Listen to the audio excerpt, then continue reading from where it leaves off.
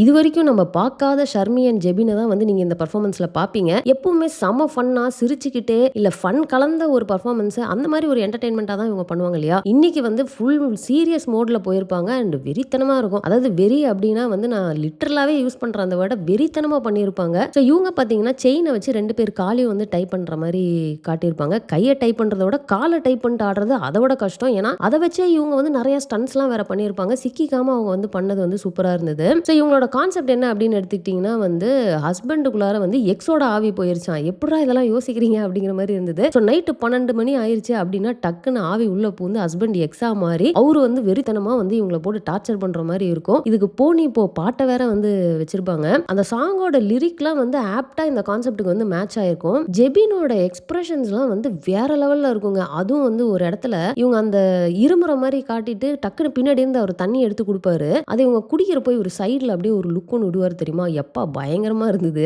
And அந்த டச்சுமே நல்லா இருக்கும். அவர் வந்து அந்த இடத்துல அப்படி வந்து வெறித்தனமா அவங்கள போட்டு டார்ச்சர் பண்ற மாதிரி பண்ணிட்டு இருப்பாரு. ஆனா இருமுறப்போ தண்ணி எடுத்து கொடுப்பாரு. நல்லா இருக்கே அப்படின்ற மாதிரி தான் இருந்துச்சு. இதுல பாத்தீங்கன்னா ஜெபினோட ஹேண்ட் ஸ்டாண்டு ஷர்மி வந்து ஒரு பல்ட்டி ஒன்று அடிச்சிருப்பாங்க. அண்ட் காலை தூக்குறப்போ பாத்தீங்கன்னா அந்த கேப்ல ஜெபின் ஒரு ஃபிளிப் ஒன்று பண்ணியிருப்பாரு. அண்ட் கடைசியா ஜெபின் வந்து இந்த ஹெட் ஸ்டாண்ட் பண்றப்போ ஷர்மி அப்படியே காலை பிடிச்சிட்டு பின்னாடி அப்படியே இழுத்துட்டே நடக்கிற மாதிரி ஒன்று இருக்கும். ஷர்மி அப்படி தள்ளி விடுற மாதிரி இருக்கும். அவங்க அப்படியே போயிட்டு விழுவாங்க. ஸோ இந்த மாதிரி நிறைய விஷயங்கள் வந்து அவங்க பண்ணியிருப்பாங்க. எல்லாமே சூப்பராக இருந்தது.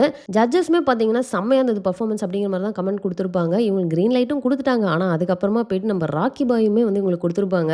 அந்த இடத்துல நம்ம ஷர்மி வந்து சூப்பர் எமோஷனல் ஆயிருவாங்க. அதாவது இதுக்கு முன்னாடி நம்ம ஷர்மி அப்படி பார்த்துருக்கவே மாட்டோம். ஏன் அப்படின்னா அவங்க வந்து இதை அவங்க ப்ராக்டிஸ் பண்ணுறப்போ பார்த்தீங்கன்னா சிமெண்ட் தர ஸோ நிறைய வந்து அடி வாங்கணும். கீழே விழுந்து விழுந்து ரொம்ப அடிபட்டுச்சு. ஆனால் அதுக்கெல்லாம் சேர்த்து இப்போ ராக்கி பாய் கிடைக்குது அப்படிங்கிறப்போ செம ஹாப்பியாக இருக்குது அப்படிங்கிற மாதிரி அந்த ஹாப்பினஸ் அவங்க ஃபேஸ்லேயே தெரியும். அவ்வளோ எக்ஸைட்டடாக அவங்க இருந்தது வந்து நல்லா இருந்துச்சு பார்க்கறதுக்கு. ஸோ இவங்களுக்கு பார்த்தீங்கன்னா அந்த கெமிஸ்ட்ரி மீட்டரில் ஸ்கோர் வந்து 8 அப்படின்ற மாதிரி கொடுத்துருவாங்க. ஸோ எனக்கு இவங்க பர்ஃபார்மன்ஸ் ரொம்பவே பிடிச்சது. நான் ரொம்பவே என்ஜாய் பண்ணேன். உங்களுக்கு பிடிச்சிருந்ததா இல்லை நீங்கள் என்ன ஃபீல் பண்ணுறீங்க அப்படிங்கிறத கமெண்ட்டில் போட்டுருங்க.